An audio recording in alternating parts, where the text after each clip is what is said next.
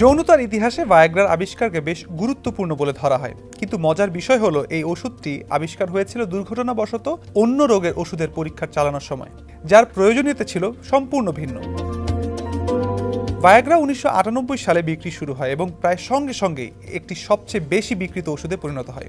ঘটনাক্রমে আমেরিকান ওষুধ কোম্পানি ফাইজারের আবিষ্কৃত এই ব্লু পিল এখন তাদের বিশাল অর্থ উপার্জনের মেশিনে পরিণত হয়েছে। আমার আছে টরেভিনো, আপনার আছে তো? শুধুমাত্র প্রথম 3 মাসে আমেরিকানরা ইরেকটাল ডিসফাংশন বা লিঙ্গ শিথিলতা দূর করার এই ওষুধের পেছনে আনুমানিক $40 কোটি খরচ করেছে। ব্রাজিলিয়ান কিংবদন্তি পেলে বিশ্বের সর্বশ্রেষ্ঠ ফুটবলার হতে পারেন, কিন্তু তা সত্ত্বেও তিনি ভায়াগ্রার পোস্টার বয় হয়েছিলেন। খ্রিস্টান ধর্মীয় নেতা পোপও ভায়াগ্রার প্রতি তার সমর্থনের কথা ঘোষণা করেছিলেন। ভায়াগ্রার ইতিহাসের সাথে ব্রিটেনের সাউথ ওয়েলসের শিল্প শহর মার্থার টিডওয়েলের বড় ধরনের যোগসূত্র রয়েছে। এই শহরের অনেক পুরুষই ইস্পাত কারখানার শ্রমিক ছিলেন, কিন্তু শিল্প মন্দার সময় তারা কারখানা ছেড়ে অন্যত্র চাকরি খুঁজতে বাধ্য হন। এই বেকার শিল্প শ্রমিকদের মধ্যে কেউ কেউ স্থানীয় একটি মেডিকেল সেন্টারের গবেষণা কেন্দ্রে স্বেচ্ছাসেবক হিসেবে কাজ নেন, যাদের ওপরে ভবিষ্যতের বিভিন্ন চিকিৎসা পদ্ধতির পরীক্ষা চালানো হতো। তাদের মধ্যে একজন শ্রমিক জানতেন না তিনি যে চিকিৎসা গবেষণার অংশ হতে চলেছেন তা ইতিহাস তৈরি করতে যাচ্ছে। প্রায় 30 বছর পর তিনি জানতে পারেন তিনি যে ঔষধের ট্রায়াল বা পরীক্ষায় অংশ নিয়েছিলেন সেটি লাখ লাখ পুরুষের ইরেকটাইল ডিসফাংশন বা লিঙ্গ শিথিলতা নিরাময় করেছে। 1990-এর দশকের গোড়ার দিকে pharmaceutical company Pfizer sildenafil UK 90-480 নামক একটি উপাদান পরীক্ষা করছিল। উদ্দেশ্য ছিল ওই উপাদান দিয়ে উচ্চ রক্তচাপ এবং বুকে ব্যথা নিরাময়ের ওষুধ তৈরি করা।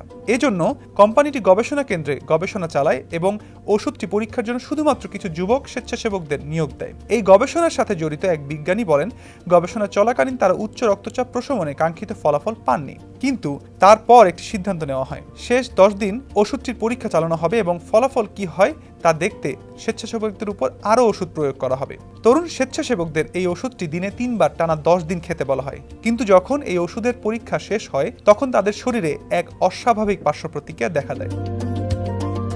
ওষুধটির ধরনের প্রতিক্রিয়া গবেষক দলটির জন্য খুব আশ্চর্যজনক এবং অপ্রত্যাশিত ছিল। পর্যবেক্ষণের ভিত্তিতে ফাইজার কোম্পানি স্ট্যামিনা বা শারীরিক সামর্থ্যের উপর নতুন এক গবেষণা চালায়। ইংল্যান্ডের ব্রিস্টল শহরের সাউথমিড হাসপাতালে ইরেকটাইল ডিসফাংশন বা লিঙ্গ শিথিলতায় ভোগা রোগীদের উপর ওষুধটি পরীক্ষা করা হয়। ব্রিটেনের সোয়ানজি সিটিতে 1994 সালে আরও একটি ক্লিনিক্যাল ট্রায়াল পরিচালিত হয়। সোয়ানজির মোরেস্টন হাসপাতালে বড় পরিসরে ওষুধটির পরীক্ষামূলক প্রয়োগ চলে, যেখানে এটি ডায়াবেটিস এবং হৃদরোগীদের উপরও পরীক্ষা করা হয়, কেননা ডায়াবেটিস এবং হৃদরোগে আক্রান্তরা তাদের ইরেকটাইল ডিসফাংশন বা লিঙ্গ শিথিলতা আছে বলে অভিযোগ করেছে। ওষুধের প্রভাব পর্যবেক্ষণের জন্য ট্রায়ালে অংশ নেওয়া পুরুষদের পুরুষাঙ্গে একটি ডিভাইস বসানো হয়। চিকিৎসকেরা স্বেচ্ছাসেবকদের আশ্বস্ত করেছিলেন যারা ট্রায়ালে অংশ নিয়েছেন তাদের কোনো সমস্যা হবে না। ব্রিস্টল গবেষণার মতো সোয়ানজিতে চালানো একটি পরীক্ষায় ইতিবাচক ফল পাওয়া যায়।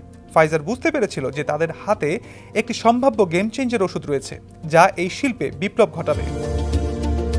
ভায়াগ্রার দুর্ঘটনাজনিত আবিষ্কারের দিকে পরিচালিত প্রথম গবেষণাটি 1992 সালে করা হয়েছিল, কিন্তু সেই আবিষ্কারের পরে ফাইজার আরও 21টি পরীক্ষা পরিচালনা করে। এই পরীক্ষায় আরেকটি আশ্চর্যজনক বিষয় হলো, সাধারণত ট্রায়ালের সময় যখন রোগীদের ঔষধ দেওয়া হয় তারা অনেক সময় সেই ঔষধ খেতে ভুলে যেতেন, তবে এই পরীক্ষায় এমন কোনো সমস্যা হয়নি। ওষুধের ফলাফল এতই ইতিবাচক ছিল যে পরীক্ষায় অংশগ্রহণকারী অনেক পুরুষ স্বেচ্ছাসেবক তাদের অব্যবহৃত ওষুধগুলো ফেরত দিতে অস্বীকৃতি জানায়। এমন আরো সব মজার তথ্য পেতে ভিজিট করতে পারেন সমকাল.com, সেই সাথে সাবস্ক্রাইব করতে পারেন সমকাল ইউটিউব চ্যানেল এবং ফলো করতে পারেন সমকাল ফেসবুক পেজ। টরেভিনোর পরিশোধিত পানি বুয়েট পরীক্ষিত, যা জাপানের নাম্বার 1 ব্র্যান্ড, 40টি দেশের 30 কোটিরও বেশি মানুষের আস্থার প্রতীক। পানির ডাক্তার টরেভিনো।